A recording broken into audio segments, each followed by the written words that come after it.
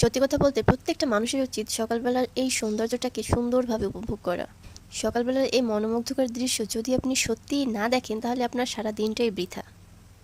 কিন্তু আমাদের ভিতরে এমন কয়জন আছে যারা এত সকাল সকাল ঘুম থেকে ওঠে এবং এই পরিবেশ দেখার জন্য বাইরে বের হয়। সকালবেলার এই ঠান্ডা আবহাওয়া, মনোরম পরিবেশে সকলের মনে চায় একটু ঘুমাতে। কিন্তু এই সময়টা যদি আপনি একটু হাঁটাহাঁটি করেন, সেটা আপনার হেলথের জন্য যে কতটা উপকারী সেটা আপনি নিজেও বুঝতে পারবেন যখন আপনি এই কাজটা নিয়মিত করবেন।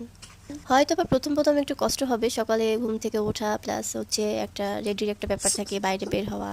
তারপরও আমি বলব প্রথম কষ্ট হলেও যদি একবার আপনি এটাকে আত্মস্থ করতে পারেন, এটা অভ্যাসে পরিণত হয়ে যাবে ইনশাআল্লাহ। তখন আপনার আর কষ্ট হবে না এবং প্রতিদিন সকালবেলায় মন চাবে বাইরে বের হয়ে একটু হাঁটাহাঁটি করি। যে ব্যক্তি প্রতিদিন এই মনোরম পরিবেশ দেখার জন্য বাইরে বের হয়, হাঁটাহাঁটি করে এবং নিজের স্বাস্থ্যের প্রতি একটু কেয়ারিং হয়, সে ব্যক্তি খুবই দেখবেন কম রোগে ভোগে। কারণ সকালে হাঁটার ফলে আপনার দেহের রোগ প্রতিরোধী ক্ষমতা যেমন বৃদ্ধি পাবে, ঠিক তেমনি দেহের প্রত্যেকটা কোষ, প্রত্যেকটা হাড্ডি, কণা যত কিছু আছে সবকিছু দ্রুত চলাচল। তাই আমার ব্যক্তিগতভাবে পরামর্শ থাকবে, যখনই একটু সময় পাবেন তখনই একটু বাইরে হাঁটাহাঁটি করুন।